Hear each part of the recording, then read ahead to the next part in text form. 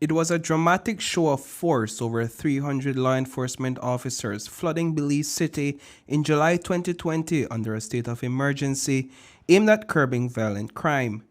But now a High Court ruling says that the move was unconstitutional. And the fallout? The government of Belize must pay more than $300,000 to 16 men who were unlawfully detained. At the time, then Minister of National Security Michael Perry warned of rising murders and robberies, but the court now has painted a very different picture. We will not tolerate any lawlessness in this country. We're in the middle of a pandemic already. We don't need any more headaches.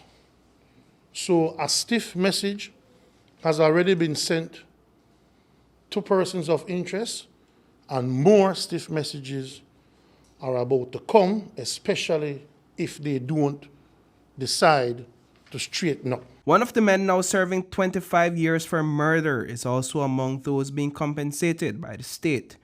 Earl Baptist, once detained under the 2020 state of emergency, has been awarded $15,000 after the High Court ruled his detention back then was unlawful. He's not alone. 15 others will receive payouts ranging from $12,000 to $25,000.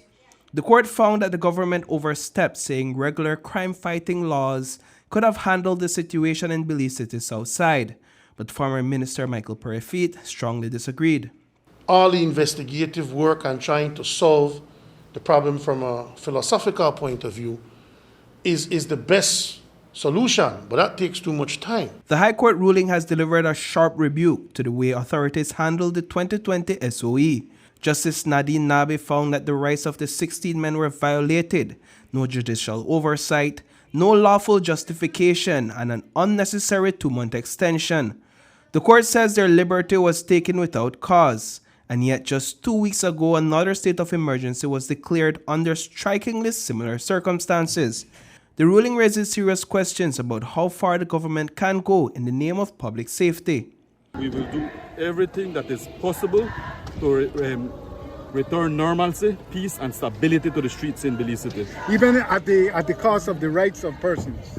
I'm saying that we will do everything that is possible within the context of the law, within the context of the Constitution, to return normalcy to the streets of Belize City. I am not disturbed, I'm not perturbed, I'm not overwhelmed by what was happening.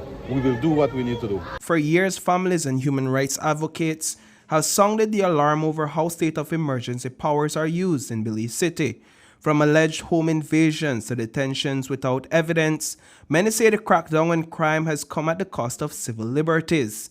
As far back as 2018, the Human Rights Commission questioned whether these emergency measures were truly effective or just a blunt instrument. Now, with this recent court ruling calling the 2020 SOE unconstitutional, those long-standing concerns are back in the spotlight.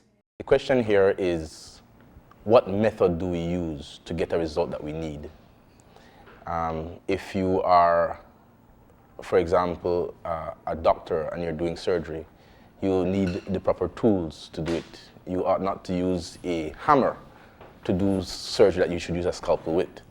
And so one of the concerns from a human rights perspective is what tool are you using? Will the government fight the ruling or foot the bill? That's the big question tonight after Justice Nabie's landmark decision on the 2020 SOE.